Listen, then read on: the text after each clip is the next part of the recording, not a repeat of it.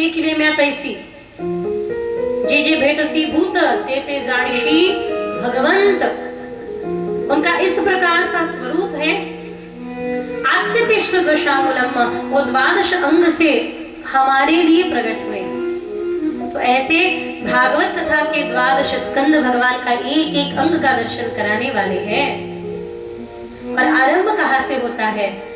श्री वेद महर्षि व्यास जी महाराज आरंभ करते हैं, जन्माद्यस्य यतोन्मयादितरतः चरथेष्वभिज्ञस्वराट् तेने ब्रह्महृदाय आदिकवये मुह्यन्ति यत्सूरय तेजो वारिवृदां यथा विनिमयो यत्र त्रिसर्गो मृषा धाम्ना स्वेन सदा निरस्तकुहकं सत्यं परं धीमहि। जन्माद्यस्य यतोऽन्वयादि,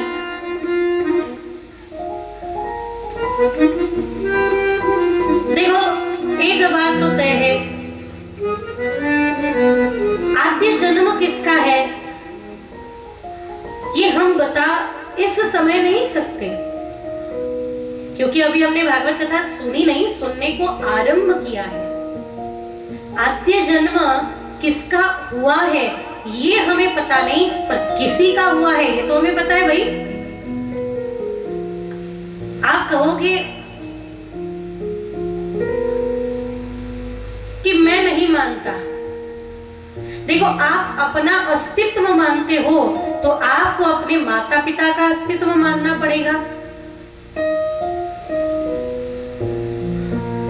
आप ऐसे तो नहीं कह सकते कि मेरा जन्म यदि हुआ है तो मेरे जन्म के पीछे कोई कारण नहीं है, मैं ही कारण हूं।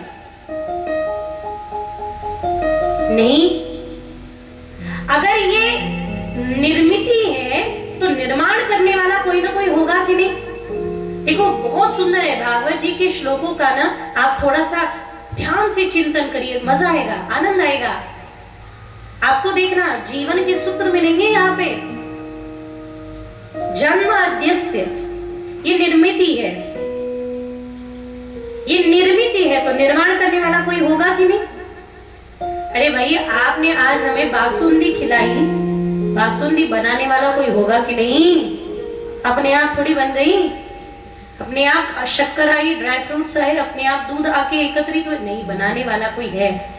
तो आपको ये मानना पड़ेगा कि यदि ये सृष्टि प्रभु की निर्मिति है तो इसका निर्माण करता प्रभु है। आप कहोगे नहीं हम प्रभु ही उसे कैसे कहे, मत कहो प्रभु मत कहो, कुछ और कहो। कोई कहे गोविंद, कोई गोपाला, मैं तो कहूं सावरिया बांसुरी वाला, तुम कुछ भी कह लो। आपके कहने न कहने से उनको इतना सा भी फर्क पड़ने वाला है नहीं। इसलिए आप देखना उन्हें कहा है गगन सदृशम। यहाँ आप टायर जलाओ, देखो जब बाल जलते हैं ना तो बड़ी दुर्गंध आती है। बाल जलते हैं बड़ी दुर्गंध आती है, टायर जलता है बड़ा दुर्गंध आता है। अब उदबत्ती जलाते हो, अगरबत्ती जलाते हो, उसका बड़ा सुगंध आता है। आदमी इतना होशियार है, अगरबत्ती लेता भगवान के लिए है पर उसका सुगंध खुद के पसंद से लेता है, ठाकुर जी के पसंद से नहीं। ये तक नहीं सोचते भाई ठंडी के दिन है, गुलाब अभी जलाएंगे उनके सामने,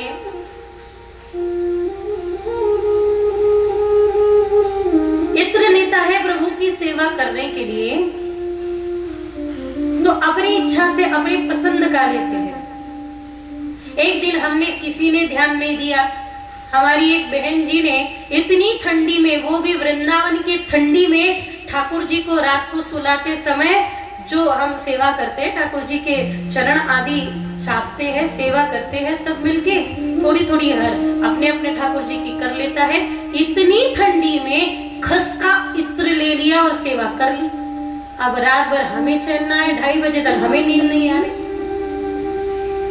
पता नहीं वो नन्हे से लाल जी कैसे सोए होंगे, विद्वान तो है ही। तो बात ऐसी है, यथा देहे तथा देवे। हम अपने अनुकूल, जैसे हम अपना शरीर का ध्यान रखते हैं, जैसे ठाकुर जी का ध्यान रखो, है ना। आप कहोगे दीदी एक और आप कह रहे हैं कि ये विश्व की उत्पत्ति प्रभु कर रहे हैं, और एक और आप कह रहे हैं कि उनका ध्यान हम रखें। ये दोनों बातें विरोधी है, पूरक कैसे होगी? तो भाई ध्यान रखिएगा, इस यही वर्णन किया है, जन्माद्यस्य यतोऽन्वयादितरतश्चर्थिष्व विज्ञात्स्वरा तेने ब्रह्महृदय आदि कवये मुह्यन्ति यत्सूरय तेजोवारि मृदां यथा विनिमयो यत्प्रसर्गो मृषा धाम्ना स्वेन सदा निरस्तकुहकं सत्यं परं धीमहि। वो हर रूप में सत्य है और हर रूप में पूर्ण है।